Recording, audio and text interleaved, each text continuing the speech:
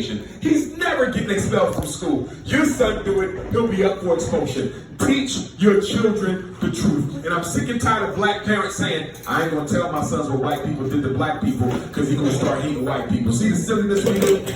So you're not going to equip this boy to deal with the discrimination that he's going to deal with in these schools. The biggest reason black boys are getting in so much trouble is y'all will not tell them that the white teachers don't like them because of your Christian ethics. You better grow up before you lose your children. So that's my advice to you, my brother. And whatever you do, don't forget, black queens forever. Nobody's never. Who's number two? Yes, Who's sir. number two? Yes, sir. You was two? What was your number, Yeah, that King? was two. I was number one. And then somebody back here. What's your number, King? I was two. Go right ahead. This may be a silly question, but No silly questions. I have a lot of, let's say, Caribbean friends, right? And Yes, I sir. knew a lot of them when I was in New York. Yes, sir. The problem that I'm having with them is that they really think that they really that much different from the everyday average person, black person here. So my question that I have for you, right? So I can go back and let them know this. Can black people really have cultural differences from other black people? Because the way I see it, we all do the same stuff. Like, we may do the same stuff differently, but it's still the same. That was the first question. And the second question that I have is, as a regular black person that's not rich, what can I do to do my part for the black community? Great question. Number one, your first question. And I can speak to this. I spent more time in the Caribbean this year than any of my previous years. Guadeloupe, Jamaica, St. Croix, St. Thomas.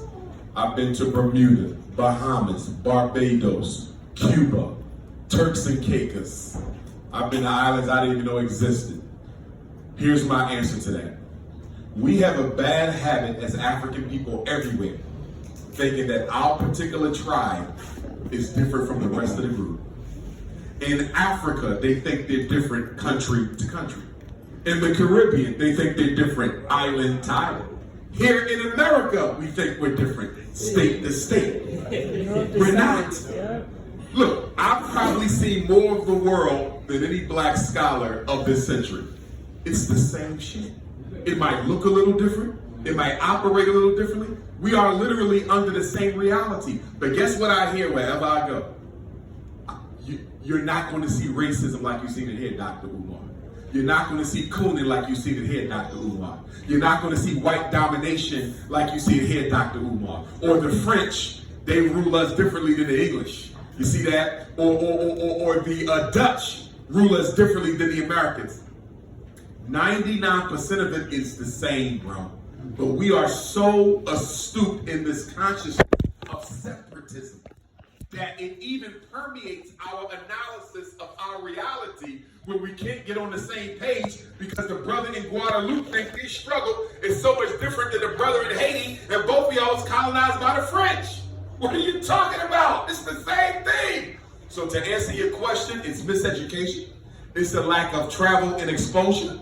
And I think it is the self-hate of black people that is permeating even our ability to properly evaluate our reality. And in terms of what you can do even without money, organize, organize, organize. You can always organize. We come from an organizational structure we have lost since the death of Dr. King. From the 1940s, no, I'm gonna go from Garvey. From the 1920s to the 1970s, those 50 years, that might be the greatest organizing black people ever did.